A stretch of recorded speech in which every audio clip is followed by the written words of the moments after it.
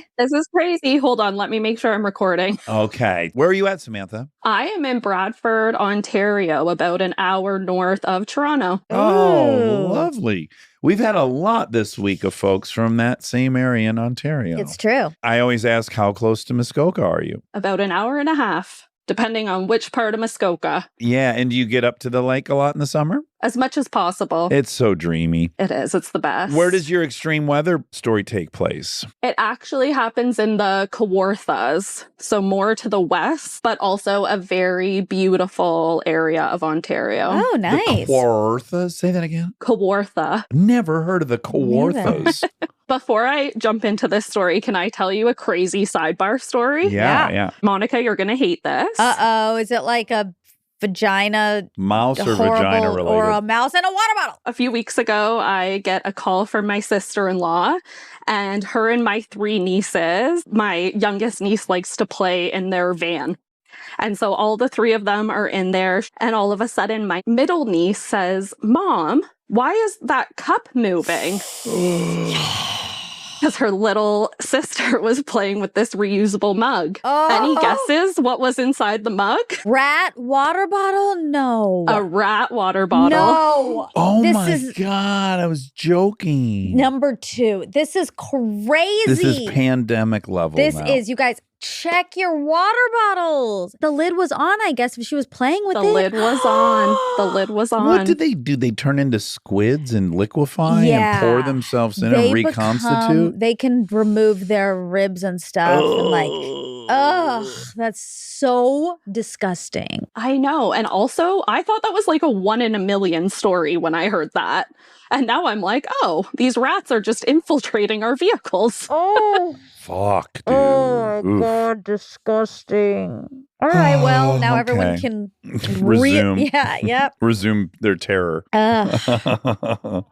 Okay, so my story takes place back in 2022. It was the May 2-4 long weekend, which is the first long weekend of the summer in Ontario. So tons of people go out camping, go up north, go to Muskoka. You're opening your cottages. And so my husband and I decide that we are going to go backcountry camping, and we're going to bring our 5-year-old daughter with us on this adventure. So we're meeting 2 of our friends there. So we drive to the Kawarthas. We drive on this very long logging road.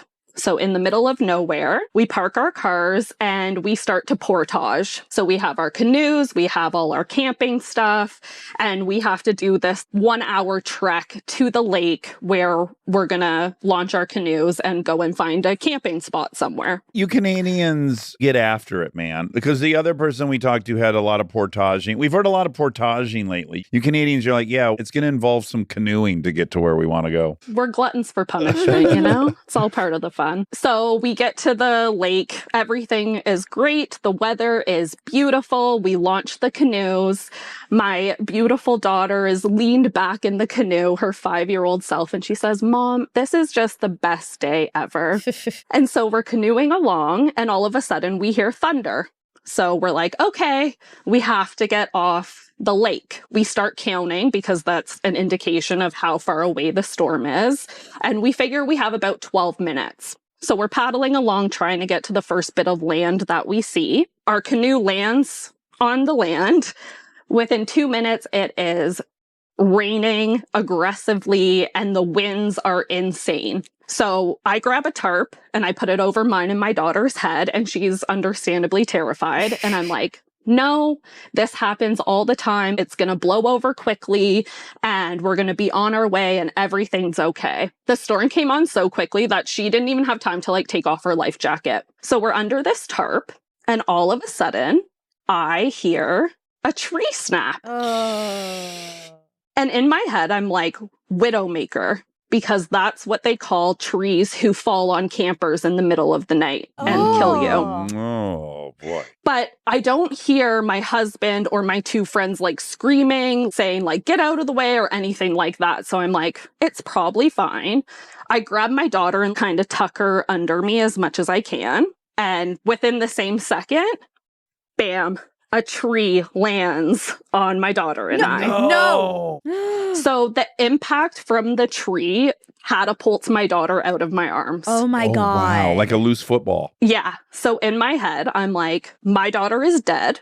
And I brought her on this trip. Oh. And now she's gone. I can hear my best friend screaming my daughter's name at the top of her lungs. And so I whip the tarp off of me. And by the grace of God, I hear my daughter say, Mom.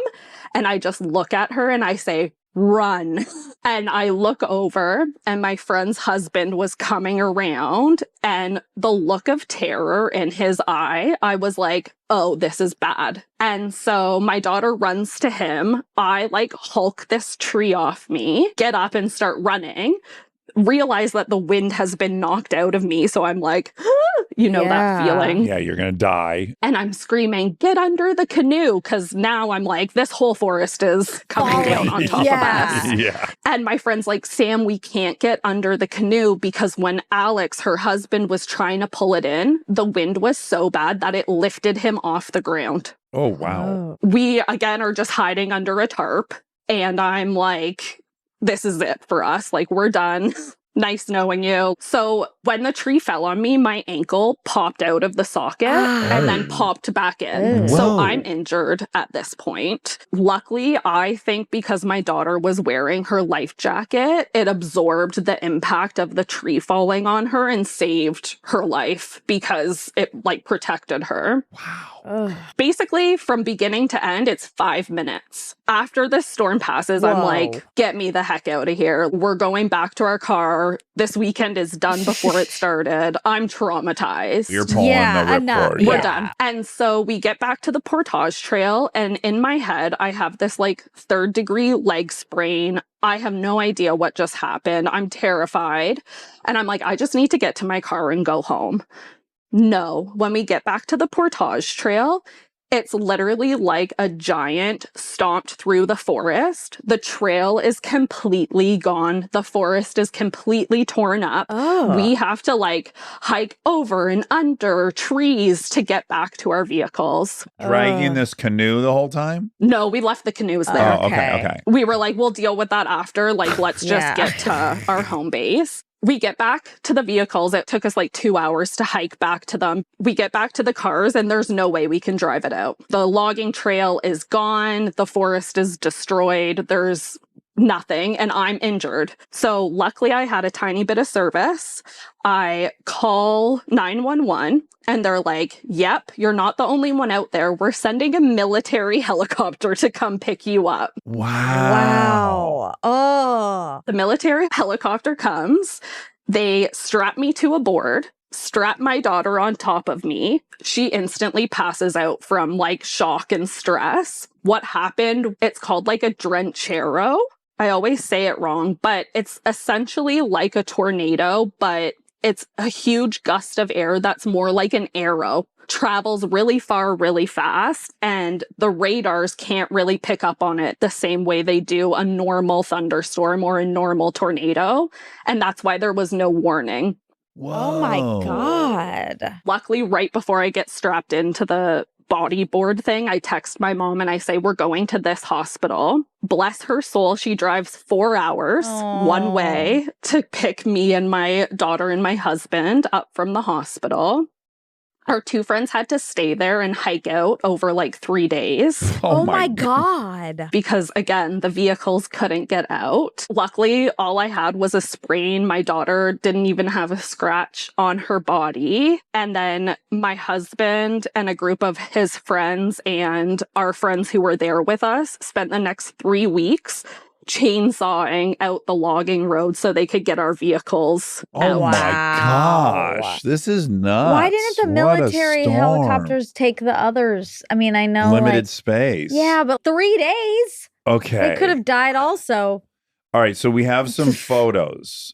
Yes. Okay, I'm looking at one, someone in a blue jacket standing next to a tree that's fallen over. Is that the specific tree? No. Or just one of them No. bazillion? Yeah.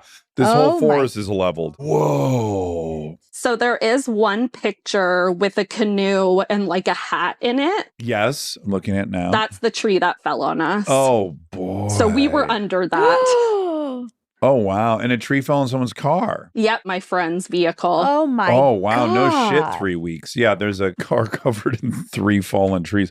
Oh Fuck, my dude. God. Yeah, you don't really hear about that kind of, you hear about tornadoes and cyclones. That's wild. Yeah, the military guy said to my husband, we're going back out because I think 22 people died from that storm from trees falling on them. So we had the best of a bad situation. Yeah. Oh, well, Samantha, so it's glad you lovely guys meeting are you. okay. Yeah. Yes, lovely meeting you too. Dax, I have to say, my mom passed away March of 2025 at the age of 62 Oh, I'm sorry. from a rare and aggressive type of breast cancer called metaplastic carcinoma. Less than 1% of people get this type of cancer. But I was her caregiver, just like you were with your dad. And your description of like the immediate aftermath of grief and feeling that moment of relief and your talk you had with Anderson Cooper, it just captures that specific experience of being a caregiver for a sick and dying parent so well. So I just appreciate you sharing and writing. And grief is very lonely, even if you're in it with siblings or other family members. It's so lonely, and you just capture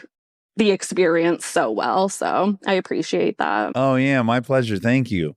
And I'm so sorry. Yeah, thank you. She was the best. And Monica, please make another Beth's Dead. We just might. I also have to shout out my son, Mason. He was very upset that this story involves his sister and not him. Oh, So sure. Yeah. That's Mason, tough. Lila, I love you both. Thanks for chatting with us. Yeah, lovely meeting you. Have a great summer. Bye. Yes, you too. Bye. Bye. These trees are falling on people. The rats are in the Rats are in the water rats are in the bottles. drinking containers. The trees are falling. Happy summer. Happy summer. I never worry about trees. And here we go. I mean, they're coming down left and They right. really are. It's time to worry. I got to think about this because, as you know, every time we do one of these camping prompts, I want to go camping. But now I got to eye the surrounding, do some core Widowmaker. samples. All right. Love you. Love you.